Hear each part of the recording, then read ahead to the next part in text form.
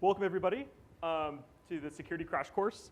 Hopefully, if you're not concerned about security, you will be concerned about security after this presentation.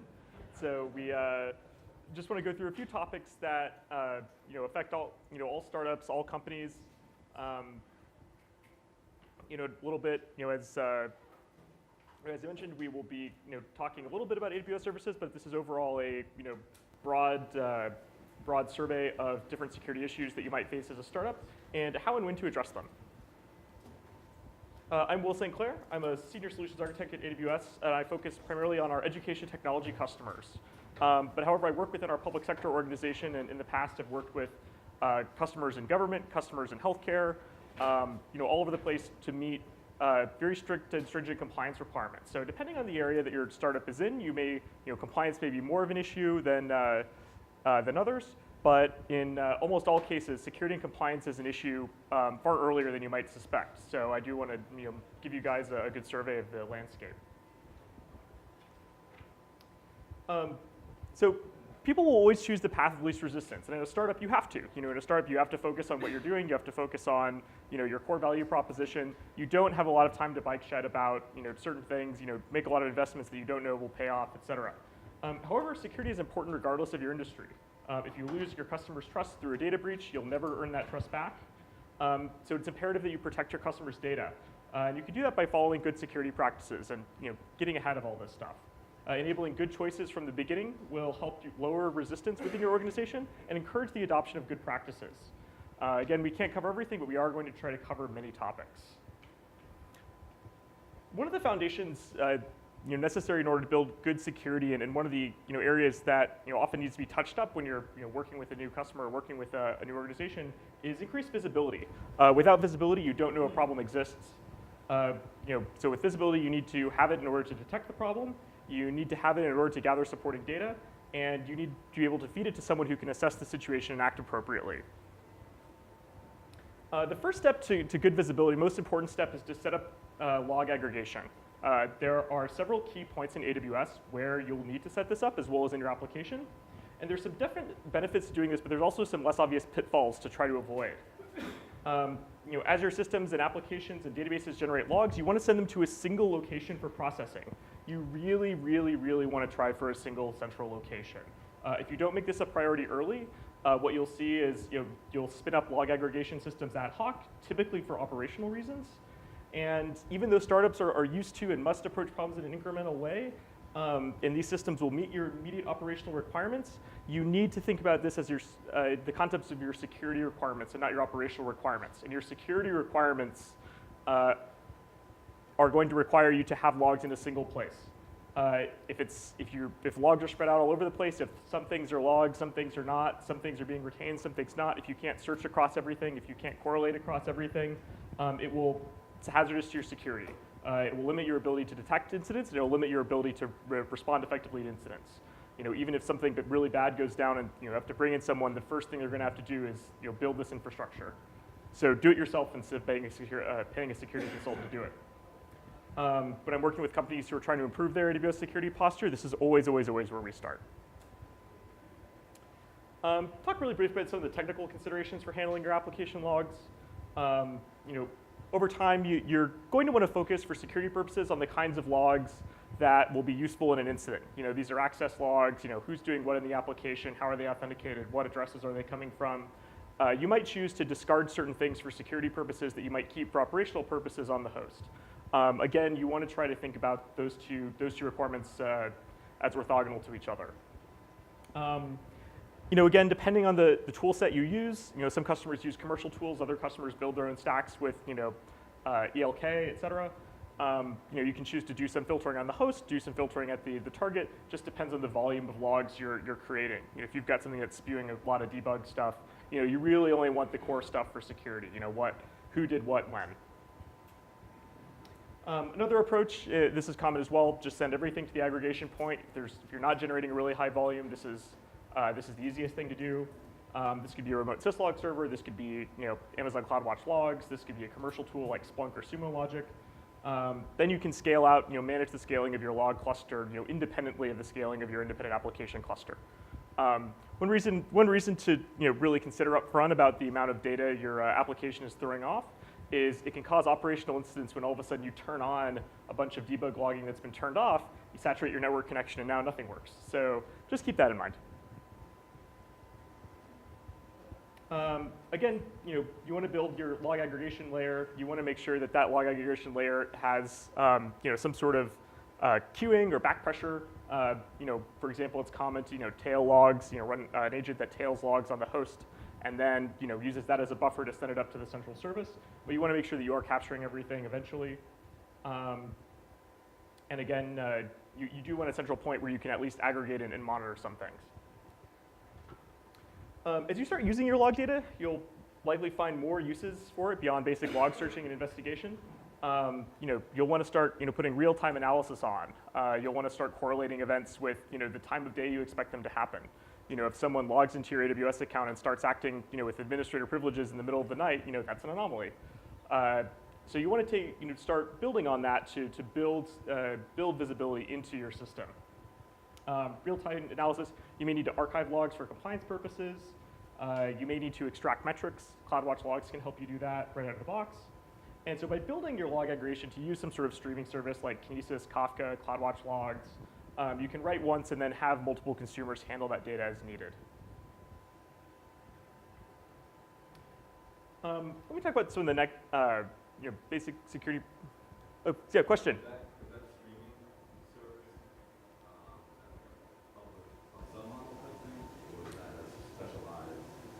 So the question was, is the streaming service a pub sub model or something specialized?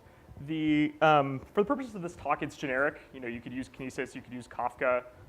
If you're just looking for something that handles logs, you can send it to Amazon CloudWatch logs, and then you can pull Kinesis, create what's called a log subscription, and pull the logs out of that into, say, Kinesis or something else. I didn't want to go deep on this is the system we recommend, but yeah, some sort of publish subscribe event type thing. You do want ordering. Yep. Another good principle, or another key principle of good security health, is building systems and services to have least permissions. This, often is something where everyone has most permissions really early on in a startup's lifespan. You work with someone and everyone's got administrator keys, and you can grow easily to a small handful of people with large amounts of access throughout the organization. However, what that means is that your blast radius for any individual compromise or any individual loss of key material is huge. Everything that everyone is working on, and so you really want to lock down things as much as you can, even if everyone has full access. Require some sort of context switch. Think of like a sudo or something to give you visibility into what is happening, rather than creating a situation in which a lost key can give you full access into AWS. In terms of host-based security, obviously when you're deploying code on individual Linux or Windows hosts, you want to make sure that those are deployed as individual users and not root. Use file system permissions, just standard best practices. Services like SE Linux help. You can build your own policies if you are deploying onto a CentOS or a Red Hat-based distribution. You also want to make sure you limit network access through security groups. This is an interesting topic if you're used to building a more stratified, subnet-based network where everything in a given subnet can talk to each other, and then you have to open up a firewall rule to open to another subnet. One issue with that in a more traditional environment is that it allows lateral access. You have all these hosts in the same trust group, and you don't have a lot of visibility into what's happening. Whereas in AWS, the best practice would be to use a larger subnet and then use security groups to logically define each individual flow. If you have a pool of application servers, they should be in a security group that references the logical ID of the database server security group. And then the load balancer should be referencing the logical ID of the application servers group. That way they can all be in the same subnet, but they're not going to be, the only flows that are allowed are through the individual tiers, not across applications. If one of those hosts get popped, they can't scan the rest of your VPC, et cetera. Lucky.SSH, or if you're a Windows crowd, RDP or remote access. You want to make sure this is not open to the world. Ideally, you've put this behind some sort of bastion host where you're limiting access to your office, your developers' home IPs, some sort of limitation on who can get into your hosts. You can run SSH on a sort of port that cuts down on log noise, but doesn't really meaningfully improve your security posture. Key-based SSH logins, no passwords. This is a big one, email notifications or Slack notifications. One thing you can do to really rapidly increase and improve the visibility of your system is, every time someone logs into a host, pop a notification over to Slack, pop a notification over to an email list. Particularly if it's a sensitive host or someone is logging in with, highly privileged credentials, creating that audit log of who's happening, creating that visibility really gives you a heads up on things that you might not know are happening. You might even consider opening tickets if this, really critical user credentials are a really critical host. You might also consider third-party services like DuoPush for, added security on your hosts. Other things I've seen, there's some open source libraries that do some cool stuff with SSH signing certificates. Someone presents their one-time password login, gets a signed SSH certificate, then presents that to the host. That allows you to have time-limited credentials to SSH. So if you, lose long-term SSH credentials, they're not immediately accessible, or not usable, rather. Another thing you could do is try to reduce or fully remove the need for SSH. You can do this by building this feedback loop using EC2 Systems Manager, where rather than immediately allowing end users to SSH into hosts, that might not be desirable even from an operational perspective. Why does the user need to log in SSH to a host? Are they going to modify something on a host that's going to get blown away by an auto-scaling group later? Are they going to modify something in a way that's not being tracked? Are they just troubleshooting? So one way to manage this is to not allow SSH access at all, and then use something like EC2 Systems Manager run command to say, I'm authenticating with my AWS credentials. I want to run this command on this host, and then I get the output back in an S3 bucket. It's auditable, goes in your CloudTrail logs, has a defined input and output. I've worked with customers who've done this to implement all sorts of really clever stuff. In one case, I had a customer who had a very strict federal compliance requirement to have a lot of documentation around who is granted access to what systems and when. And so they're like, okay, well maybe instead of granting everyone access to all systems all the time and then having to document that when a user left, they were deprovisioned from 3,000 systems, I can just provision users on demand. So I can say I need to log into this host. EC2 Systems Manager runs a command on the host to provision their user account, opens a ticket to track it, and then they log into the host, do whatever they need to do, whatever troubleshooting, logs out of the host, and then their user account is destroyed. There's a lot of cool automation workflows if you're willing to think about how you can automate it. Again, this is just an architecture diagram of how you might accomplish this. It also allows you to bring access and authentication into AWS, into IAM, rather than having to also maintain a parallel system for managing access to hosts.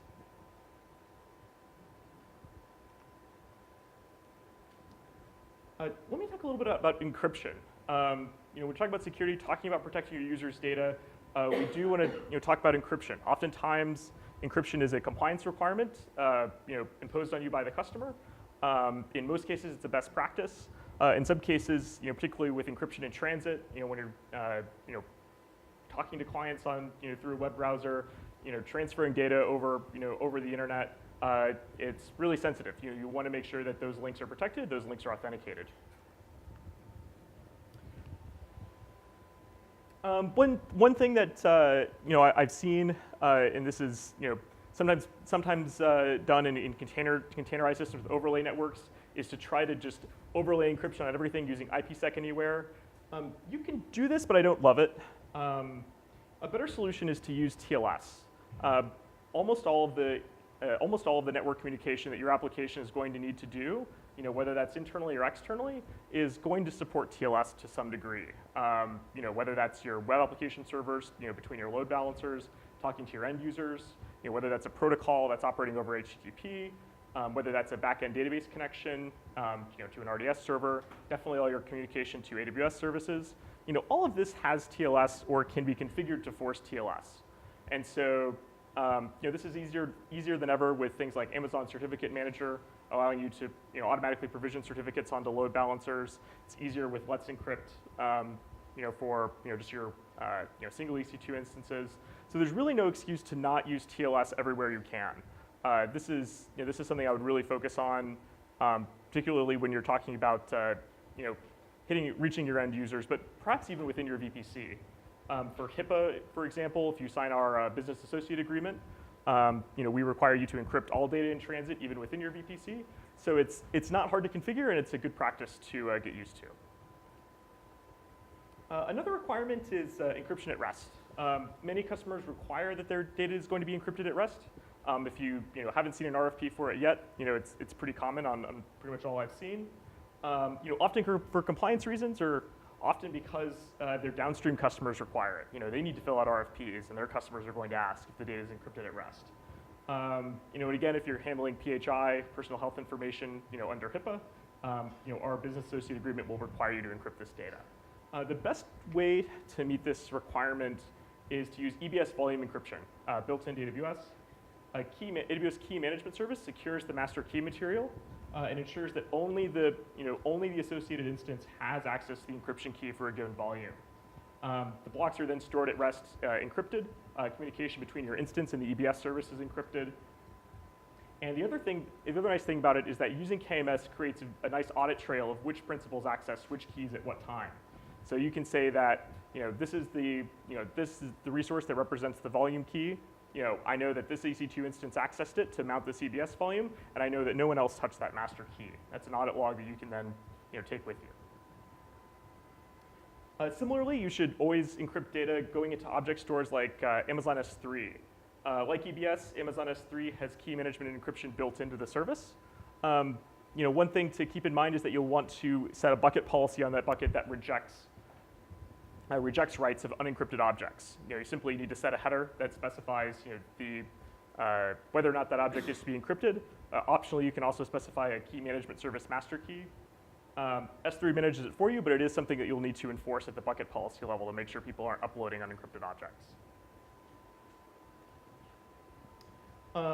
Similarly, just talking a little bit about Office IT, you'll need to enable and enforce full disk encryption on your user endpoints. If you look at how security breaches happen, if someone leaves their laptop in a taxi, so leaves it somewhere, can't recover it,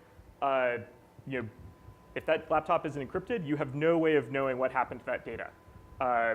People lose, huge data breaches happen this way all the time, and so the individuals who are issue these laptops and desktops need to have those devices encrypted. And you should use the native solution your platform provides. I would not try to get special or look for anything different from this. With Chromebooks, it's built in. Windows has BitLocker. macOS has FileVault 2. What about Linux? Linux, you can use Lux. So password on boot. LUKS. Yep. But you also need to enforce it somehow. So you need some sort of log auditability on, who has company-owned machines, how were they, when were they issued, how do you know the encryption was turned on? There are, fully featured endpoint management solutions here that you can take a look at, or you could just simply, make sure you provision, individual users' laptops and make sure you're locking them down such that they can't disable encryption on those. Whether or not you need to invest in a more sophisticated endpoint management solution is going to depend on the, your size as a startup, your customer security requirements. If you plan to seek any sort of outside audit, may come sooner rather than later. Cleaning up your endpoint management is often something that needs to be addressed first. Keeping systems updated. We used to brag in the old days about how old our servers are, how many days or years of uptime they had. However, having very long-lived instances increases your risk of configuration drift. Once you get used to making one-time fixes on those machines, I don't know if anyone's worked anywhere that has a scripts machine or 3 or 4, nothing but bash scripts to handle different things in the environment. Once you get used to making those one-time configuration changes, it can be dangerous to rebuild them because you don't know what sort of impact that might have on your availability. It's also harder to keep track of patching and operating system updates. And again, it creates an availability question. What happens if I update this and it goes bad? Instead, you should really rely totally on automation. You should not have these snowflake hosts that are sitting around your environment that that you can't touch for business reasons. So what we would say is rely entirely on automation. Use some sort of configuration management tool, and then frequently rebuild these hosts to make sure that they're running the latest software. However, one caveat: automatically replacing your servers does not automatically mean that you are foreclosing against the possibility of attacker being persistent in your environment. I've had customers believe that before, but it's not necessarily true. So if you are rotating hosts out frequently, you do need to you might want to take a precaution like retaining a snapshot for a certain amount of days for forensic purposes. Application security. So building a secure platform is great, but we really want to make sure that the application we deploy on it is secure as well.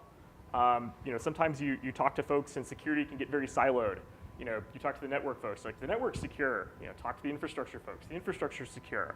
You talk to the application folks, and what's SQL injection? So you really have to make sure that you're addressing security all throughout the stack, because the application is going to have access to privileged information in plain text. The application is going to have a very wide surface area. It's exposed to the internet, exposed to end users.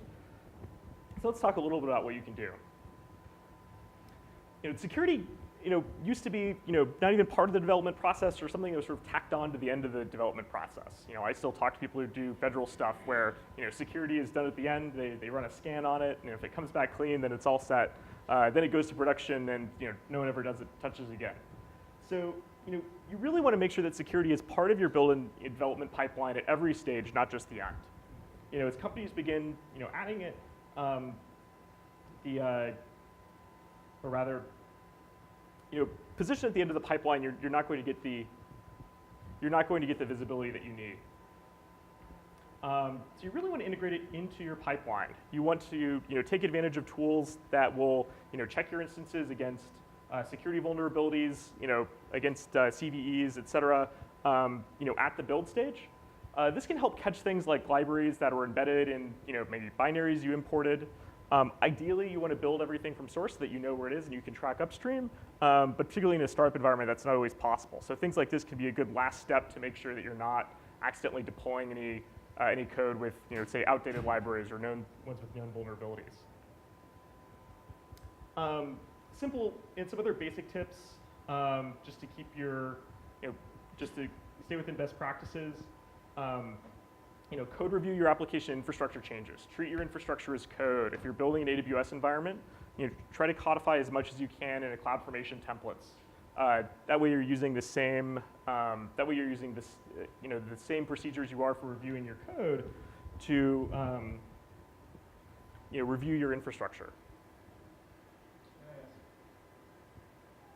Yeah. So I have an AWS account. Mm-hmm. Using my Surface. Sure. And developing some application using my files or set for transaction, the bank things. Is it secure? I mean, so the question was, I'm developing an application on my on my Surface tablet. Is this secure? The first thing is, and this gets to storing credentials. You want to make sure that the credentials you're using to access the environment are protected. That if you lose your tablet, you lose a machine, that machine gets compromised. Those credentials can't be used alone to access it. So that means integrating with multi-factor authentication. No, I'm not talking about physical. Yeah. Issue. Accessing to my file when I'm connecting to Amazon account. Yep. And my computer, and am I secure over there for doing some transaction? Right. So now, for instance, I'm doing with the bank. Yeah. So My it's similar. account is with the bank. Yeah. Instead of storing over there, dealing with the bank, I would like to do directly use my account, Amazon technology, and using my own. Let me get back to your question near the end. Unfortunately, I'm a little short on time. Okay. Yeah. So you want to make sure you're not storing credentials in your application. Use something like EC2 parameter store or Vault, something that's going to inject those credentials into your application at runtime, so they're not sitting in your GitHub repository. Avoid added unnecessary dependencies to your code base. you own your dependencies. Anything you bring into your application is something that you're going to have to keep on top of. You're going to have to make sure that if new versions of that library are released to address security vulnerabilities, that it's being patched throughout your infrastructure. You're going to need to make sure that the sources you're getting that code from are secure. There have been vulnerabilities in, say, NPM where people are getting vulnerable packages. So oftentimes groups prefer to build everything from source on their own infrastructure. And always build for reliability and performance. You want to make sure that automated testing, automated inspection is part of your workflow. So is it, this is my answer. Sorry. Let me get to you afterward. So this is what does mean the second one? I didn't So understand. let me move on to database and analytics. Again, so the same code review process that you're going to need to use for your application, you're going to need to use for your database, or you're going to use for your infrastructure, you want to use for your databases, your schema changes, your schema migrations, your user group management, et cetera.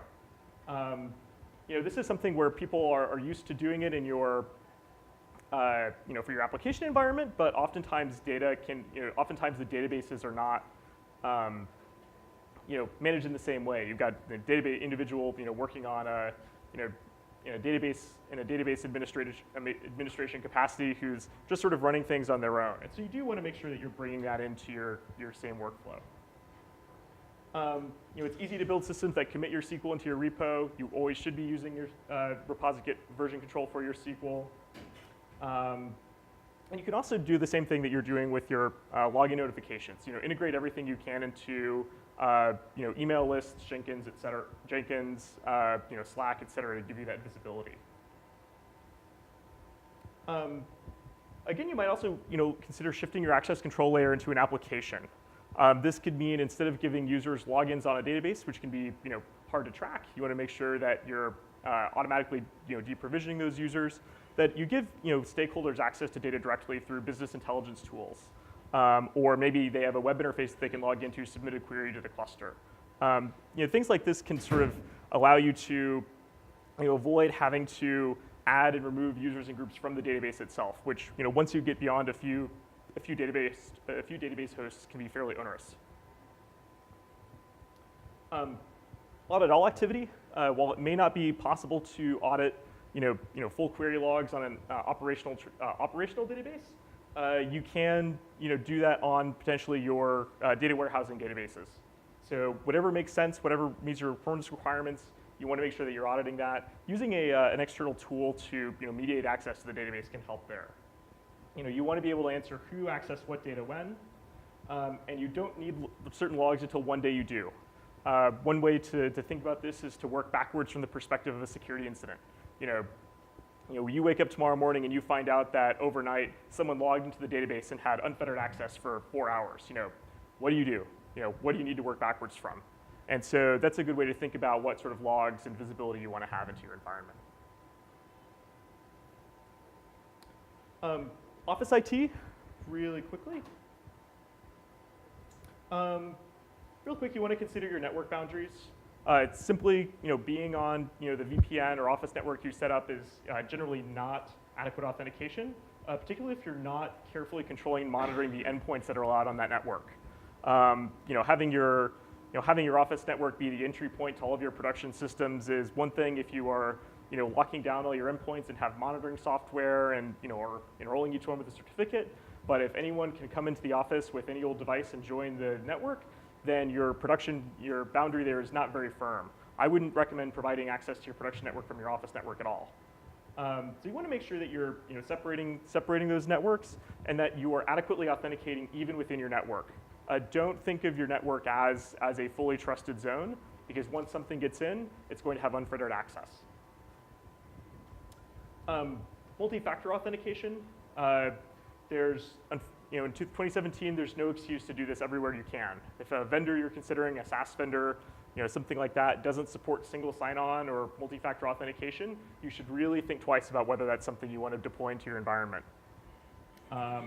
So everywhere you see this, you want to make sure that's turned on, integrate with a single sign-on provider, et cetera. And again, you have a few different solutions here.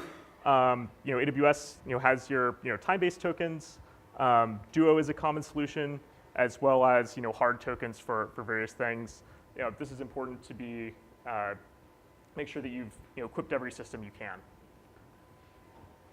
Again, I mentioned logon notifications earlier, but this is a really big one for visibility. Distribution lists, Slack, et cetera.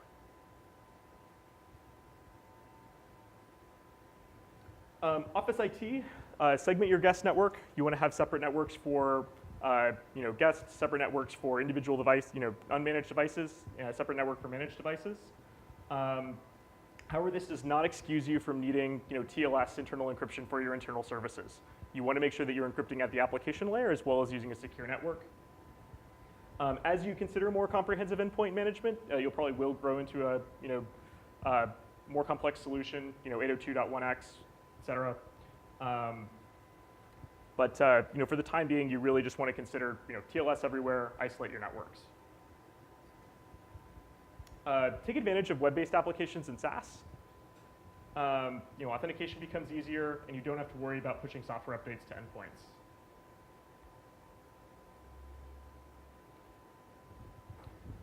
Really quick, just to give you a few points for follow-up. AWS is going to give you gives you a set of built-in checks through Trusted Advisor. If you're just looking to, how do I lock down the security of my AWS account? What do I do next? Where do I go? Check out Trusted Advisor. This is going to give you a full suite of things to check and sign off on. And you can also build your own rules using AWS config rules. And again, go to our website for more information on on security, technical white papers, bulletins, best practices, et cetera.